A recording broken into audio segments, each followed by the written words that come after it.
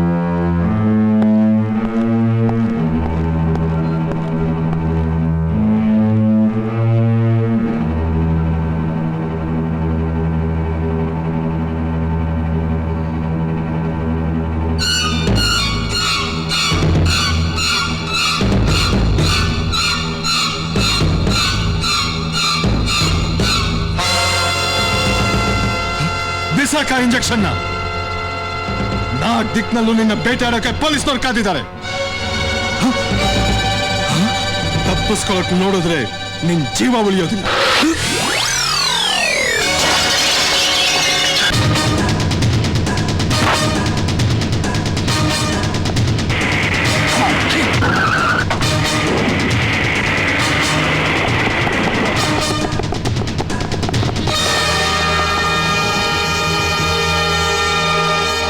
ಧನುಷ್ನ ಕೊಲೆ ಮಾಡಿದವ್ರ ಕಣ್ಣಿಗೆ ಮಣ್ಣರಚಬೇಕು ಅಂತಾನೆ ನಾನು ಅವನ ದೇಹನ ಇಂಟೆನ್ಸಿವ್ ಕೇರ್ ಯೂನಿಟ್ ನಲ್ಲಿ ಇಟ್ಟಿದ್ದೆ.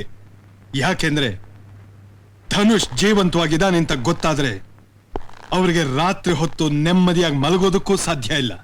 ಎಲ್ಲಿ ಎಲ್ಲಿ ಧನುಷ್ ತಮ್ಮ ಹೆಸರನ್ನ ಪೊಲೀಸ್ನವ್ರಿಗೆ ಹೇಳ್ಬಿಡ್ತಾನೋ ಅಂತ ಪ್ರತಿ ಕ್ಷಣ ಭಯದಿಂದ ಕೊರಗ್ತಾನೆ ಇರ್ತಾರೆ.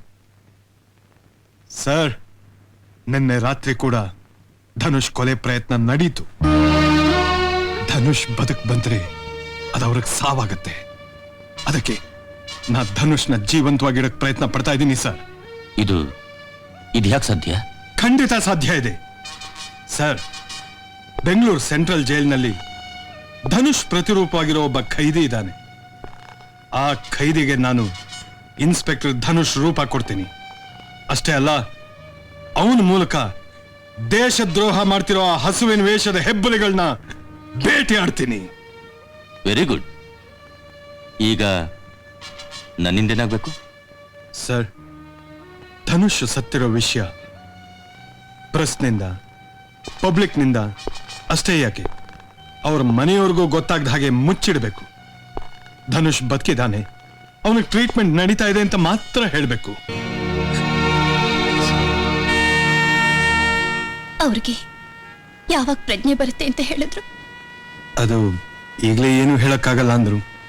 ಧನುಷ್ ಕೋಮಾದಲ್ಲಿರೋದ್ರಿಂದ ಸರಿ ಹೋಗೋದಕ್ಕೆ ವಾರಗಳೇ ಆಗತ್ತೋ ತಿಂಗಳೇ ಆಗತ್ತೋ ಗೊತ್ತಿಲ್ಲ ಅಂದ್ರು.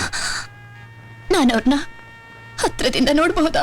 ಅದು ಮಮ್ಮಿ, ಅಪ್ಪನ ಹತ್ರ ನನ್ನ ಕರ್ಕೊಂಡೋಗು ಪ್ಲೀಸ್. ಬೇಡ ಮರಿ, ಅಪ್ಪ ನಿದ್ದೆ ಮಾಡ್ತಿದಾರಲ್ವಾ, ಅವ್ರಿಗೆ ಎಚ್ಚರ ಆದ್ಮೇಲೆ ನಾವೆಲ್ಲ ಹೋಗವ್ರನ್ನ ನೋಡೋಣ. ಪೊಲೀಸ್ ಅಂಕಲ್, ಅಪ್ಪಂಗೆ ಯಾವಾಗ ಎಚ್ಚರ ಆಗುತ್ತೆ? ನನ್ ಜೊತೆ ಯಾವಾಗ ಮಾತಾಡ್ತಾರೆ? ಹೇಳಿ ಅಂಕಲ್, ಪ್ಲೀಸ್ ಅಂಕಲ್, ಪ್ಲೀಸ್. ಒಂದ್ಸಲ, ಒಂದೇ ಒಂದ್ಸಲ ಅವ್ರನ್ನ ನೋಡೋದಕ್ಕೆ ಅವಕಾಶ ಮಾಡ್ಕೊಡಿ ಪ್ಲೀಸ್. ಸರಿ, ಆದ್ರೆ ನೀವು ಧನುಷ್ನ ದೂರದಿಂದ ಮಾತ್ರ ನೋಡ್ಬೋದು. ಬನ್ನಿ.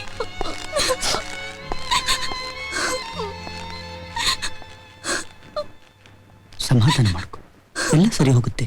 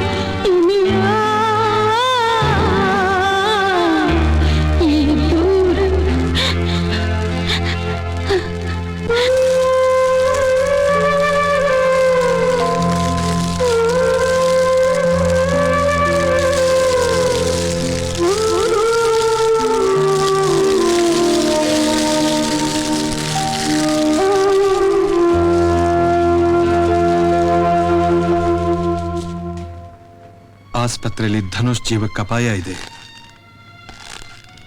ನಿನ್ನೆ ಕೂಡ ಅವನ ಕೊಲೆ ಪ್ರಯತ್ನ ನಡೀತು. ಅವನಿಲ್ಲೇ ಇದ್ರೆ ಯಾವ ಕ್ಷಣದಲ್ಲಿ ಯಾರು ಏನ್ ಬೇಕಾದ್ರೂ ಮಾಡಬಹುದು. ಅದಕ್ಕೆ ಅವನ್ನ ಬೇರೆ ಕಡೆಗೆ ರಹಸ್ಯವಾಗಿ ಸಾಗಿಸ್ತಾ ಇದ್ದೀವಿ. ಆ ಜಾಗ ನಮ್ಮ ಪೊಲೀಸ್ ಡಿಪಾರ್ಟ್ಮೆಂಟ್ನವ್ರಿಗೆ ಬಿಟ್ಟು ಬೇರೆ ಯಾರಿಗೂ ತಿಳಿಯೋದಿಲ್ಲ. ಅವನು ಎತ್ ಕೂತ್ಕೊಂಡು ಮಾತಾಡೋ ಹಾಗಾದ ತಕ್ಷಣ ನಾನೇ ಅವನ್ನ ಕರ್ಕೊಂಡ್ಬರ್ತೀನಿ. ಅದ್ ಹ್ಯಾಕ್ ಸಾಧ್ಯ ಅಣ್ಣ? ಇನ್ಸ್ಪೆಕ್ಟರ್ ಧನುಷ್ನ ಹೋಲೋ ವಿಷ್ಣು ದಾದ ನಿಮ್ ಡಿಪಾರ್ಟ್ಮೆಂಟ್ಗೆನೂ ಸಿಕ್ಬಿಟ್ಟ. ನೀವೇನೋ ಅವನ ಧನುಷ್ ಮಾಡ್ಬಿಟ್ರಿ. ಆದ್ರೆ ಧನುಷ್ ಮನೆಯವರು ವಿಷ್ಣು ದಾದನ ಧನುಷ್ ಅಂತ ಹ್ಯಾಗ್ ನಂಬ್ತಾರೆ? ಇಂಥ ತೀರ್ಮಾನಕ್ಕೆ ಬರೋಕ್ ಮುಂಚೆ ಸ್ವಲ್ಪ ಯೋಚಿಸೋದು ಒಳ್ಳೇದಣ್ಣ. ಆ ದೇಶಪ್ರೇಮಿ ಧನುಷ್ ಎಲ್ಲಿ? ಈ ದುಷ್ಟ ಖೈದಿಯಲ್ಲಿ? ಎಷ್ಟೇ ಕುದಿತಾ ಇರೋ ನೀರಾದ್ರೂ ಸರಿ, ಅದರಿಂದ ಬೆಂಕಿನ ಖಂಡಿತ ಆರಿಸ್ಬೋದು. ನಾವು ನಾಳೆನೆ ಬೆಂಗಳೂರು ಜೈಲ್ಗೆ ಹೋಗೋಣ. ಆ ಖೈದಿಗೆ ಇನ್ಸ್ಪೆಕ್ಟರ್ ಧನುಷ್ ರೂಪ ಕೊಡೋಣ. ಈ ಆತಂಕ ಜ್ವಾಲಾಮುಖಿನ ಆರಿಸೋ ಶಕ್ತಿ ಅವನೊಬ್ಬನಿಗೆ ಇರೋದು. ಅವನೇ ವಿಷ್ಣು ದಾದ. ಅಲ್ಕಟ್ ನನ್ನ ಮಗನೇ, ಸ್ವಲ್ಪ ಜೋರಾಗದು ಮೋ. ಅಲಲಲಲಲಲಲಲಲಲ. ಇಲ್ಲಿ ಇಲ್ಲಿ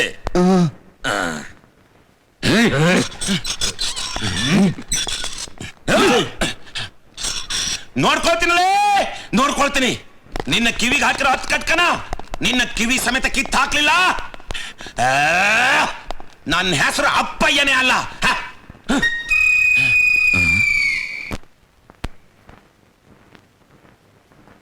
ಹತ್ ಕಡ್ಗ ನನ್ನ ಕಿವಿನಲ್ಲೂ ಇದೆ. ಇವನ್ಯಾವನು ನನ್ನ ಮೇಲೆ ಚಾಲೆಂಜ್ ಮಾಡ್ತಿರೋನು? 6 ತಿಂಗಳು ನಾನು ಇಲ್ಲಿ ಕಂಬಿ ಎಣಿಸೋದು. ನಾನು ಆಚೆ ಬರ್ತಿದ್ದ ಹಾಗೆ ನಿನ್ನ ಕೈಗೆ ಹಾಕಿರೋ ಕಡಗ ಸಮೇತ ನಿನ್ ಕೈ ಕತ್ತರಿಸ್ಬಿಡ್ತೀನಿ. ತಿಗಣೆ ನನ್ನ ಮಗನೇ, ಯಾರ್ ಕಿವಿಲಿರೋ ಹತ್ ಕಡ್ಗಾರೋ ನಿನ್ ಕಿತ್ತಾಕೋದು?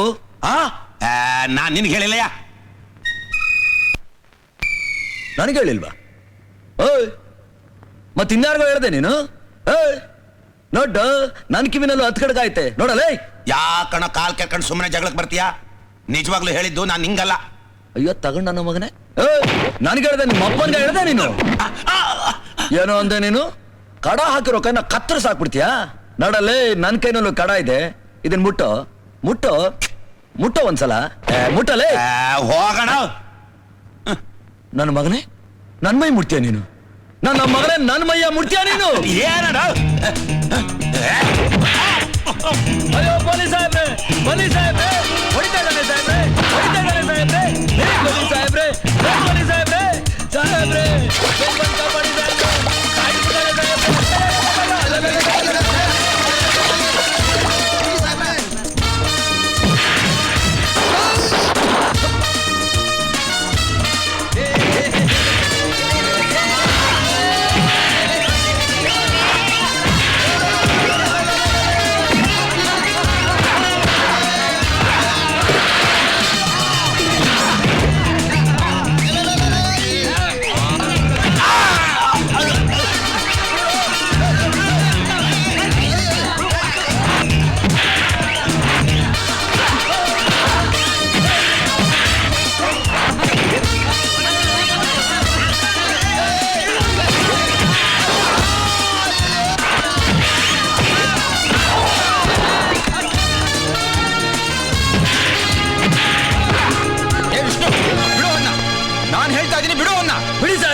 ಬಿಡಿ ಸಾಹೇಬ್ರೆ ನನ್ನ.